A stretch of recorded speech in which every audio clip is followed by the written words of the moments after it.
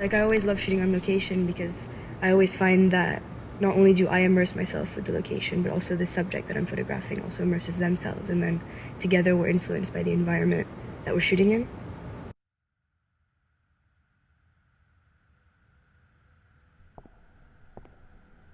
Okay, so you get out of the station and you could basically walk up a residential street where you have all of these kind of like classic English houses.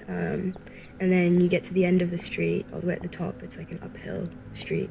And you get to the top and you have like a small entrance to the park. You enter and you arrive on a huge hill. And then you go up, and then all of a sudden you're in this like space with no buildings, just green trees, grass, people walking around, walking their dogs, kids playing, that kind of thing.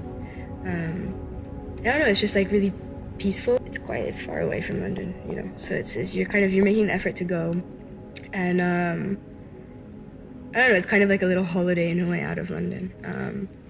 It's the idea of like this destination, so you essentially it's huge. Like every time I go back, I always find a different part of the park that I've never been to before.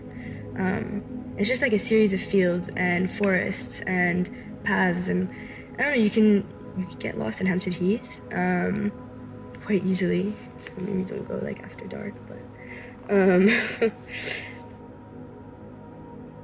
it's really interesting because like I've done quite a few shoots in Hampstead Heath, and every time I go somewhere different. And every time I go, what's interesting is that actually there is kind of a recurring atmosphere that shows up in my images.